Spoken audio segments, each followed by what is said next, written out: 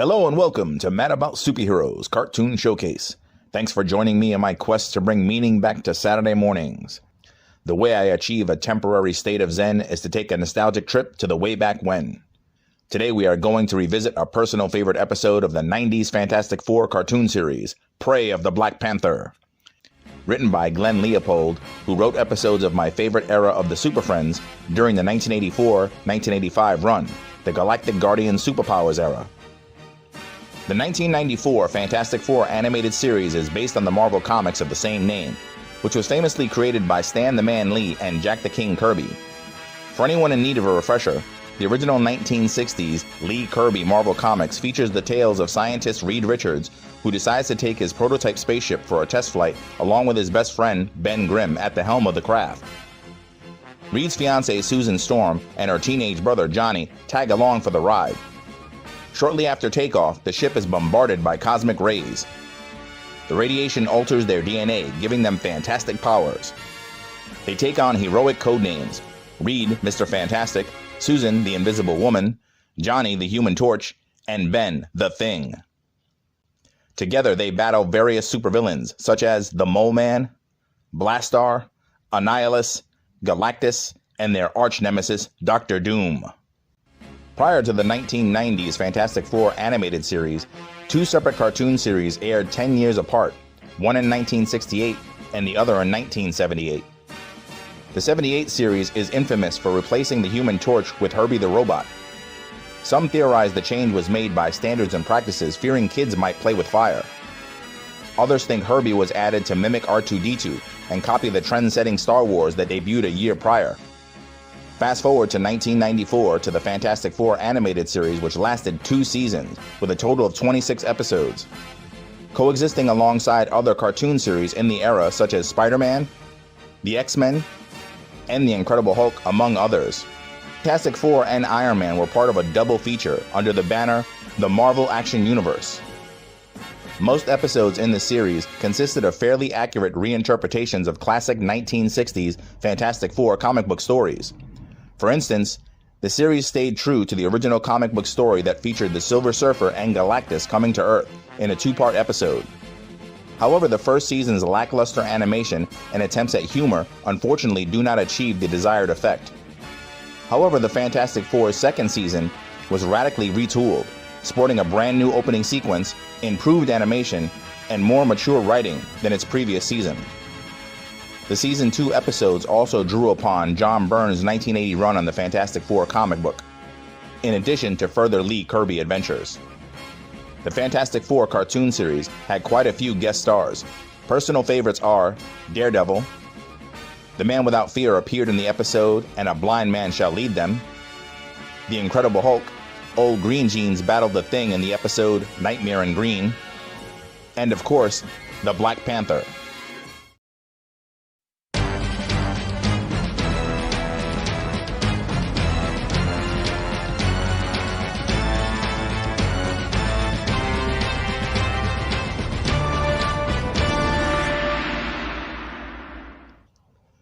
In the second season episode, Prey of the Black Panther, the ever-loving blue-eyed Thing responds to a red alert inside FF headquarters, and he is attacked by a mysterious intruder.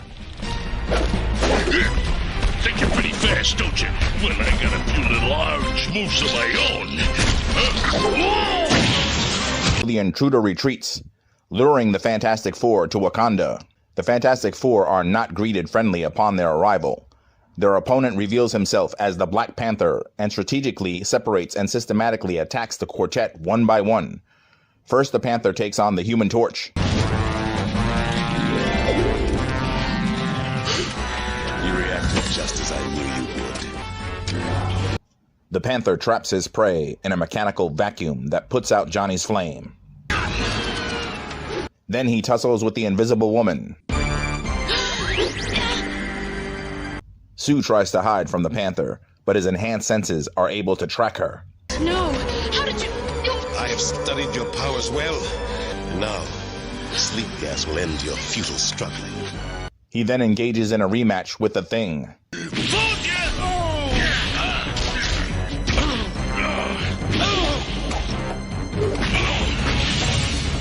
Though the Black Panther possesses superhuman strength and can hold his own against the Thing, eventually he'll be overpowered by the immense strength of the massive powerhouse. But the Panther has prepared for such a scenario. Lastly, the Black Panther faces off with the FF leader, Mr. Fantastic. If you've harmed my wife, so help me out. She's safe enough for now. You, however, jungle cats can see in the dark. Unfortunately, mere humans can't. The ever-prepared Black Panther traps his foe in titanium shackles. But just when the Panther thinks he's defeated the world's famous family, he quickly learns that he couldn't out-strategize Mr. Fantastic. Sorry I'm late, brother-in-law. Sue, are you all right? Not a scratch, dear. But how did the torch manage to Free myself? I couldn't. While you were hunting Ben and Sue, I was tracking Johnny and freeing him. The Fantastic Four then learned T'Challa, under his Black Panther guise, attacked them to test his own skill, believing if he could fight the powers of the Fantastic Four to a standstill, he would then be ready to battle the threat of an age-old enemy, Claw, the dreaded villain that killed T'Chaka, Black Panther's father. Claw plans to destroy Wakanda and drain it of its most precious resource, vibranium. The Fantastic Four decide to stay in Wakanda to aid the Black Panther against the villainous Claw and his army. Behold, the monsters I can create at the will! Reed thinks fast, and he and T'Challa defeat Claw using the very resource Claw planned to exploit, pure vibranium. The one element that can absorb sonic energy. Claw will not be defeated so easily!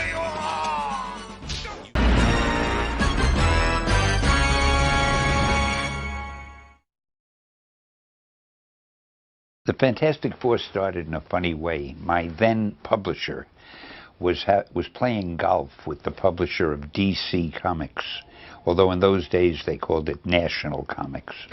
And he told him that they had a comic book called The Justice League, and it was selling very well. So my publisher came back to the office and he said, Stan, why don't you come up with a group of heroes also, so we can have a group that'll sell well too. So I figured, okay, that was my job, to do what he wanted, and I came up with the Fantastic Four.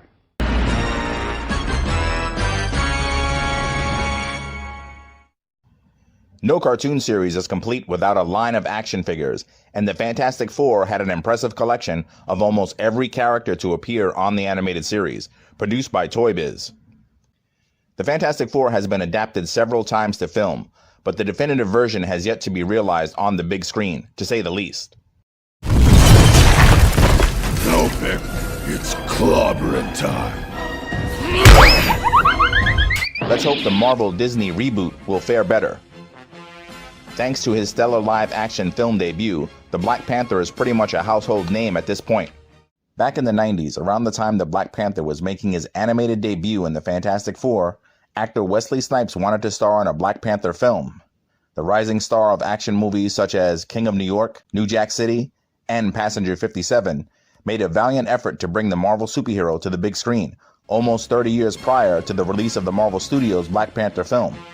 Back in 2018, during an interview with The Hollywood Reporter, Snipes had this to say: I think the Black Panther spoke to me because he was noble, and he was the antithesis of the stereotypes presented and portrayed about Africans, African history, and the great kingdom of Africa. It had cultural significance, social significance. It was something that the black community and white community hadn't seen before. Clearly, Snipes had passion for the character and would have been a great T'Challa. Though it's unfortunate that we never got to see Snipes in a 90s Black Panther film.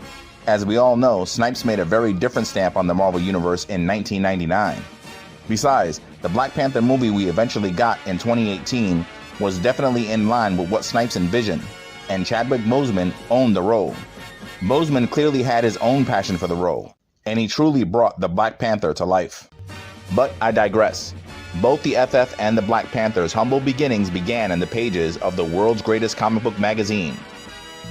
Prey of the Black Panther is faithfully adapted from Fantastic Four issues number 52 and 53, written by the aforementioned Stan Lee and illustrated by Jack Kirby. The Lee Kirby 60s run of Fantastic Four is legendary, and the first appearance of T'Challa, aka the Black Panther, is a key issue that is highly revered, as well as coveted among comic book collectors. Though I picked up several back issues of the acclaimed John Byrne run on Fantastic Four, the first issue I can remember buying when it first hit newsstands was FF number 309, then collecting from there for quite a few years into the 90s. It was a weird place to jump in because Crystal of the Inhumans and Sharon Ventura, Ms. Marvel, not to be confused with Carol Danvers, Ms. Marvel, or Kamala Khan, Ms. Marvel, were substitutes for Reed and Sue, who were temporarily retired. Eventually they'd rejoin the FF after a brief stint as Avengers. Like I said, weird. The Thing and Ms. Marvel end up getting hit by cosmic rays, and Ben mutates into much more of a Thing, and Sharon turns into a She-Thing. Again, like I said, weird. To bring it full circle, just a few issues into collecting, the Black Panther makes a guest appearance in issue 311.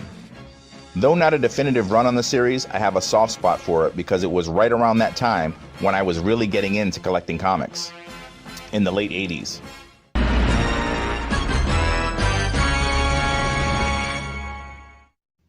The Fantastic Four animated series has a fantastic ensemble cast of voice actors. Bo Weaver as Reed Richards, Mr. Fantastic. Prior to the Fantastic Four, Weaver voiced the Man of Steel on the Superman 1988 Ruby Spears cartoon series. Lori Alan as Sue Richards, the Invisible Woman. Alan went on to voice Pearl Krabs on SpongeBob SquarePants. Quentin Flynn as Johnny Storm, the Human Torch. Flynn went on to provide the voice of Lightning of the villainous duo Thunder and Lightning on Teen Titans. Chuck McCann as Ben Grimm, the Thing. Prior to the Fantastic Four, McCann voiced Leatherneck on G.I. Joe, A Real American Hero. Keith David, who co-starred in films such as The Thing, Platoon, and They Live, provides the voice of T'Challa, the Black Panther.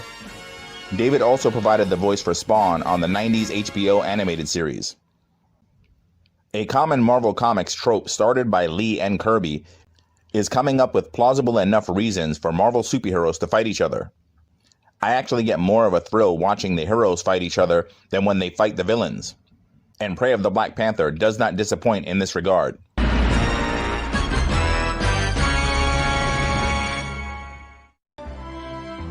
Let the monument of the Panther stand tall. The Black Panther's ready to stalk again.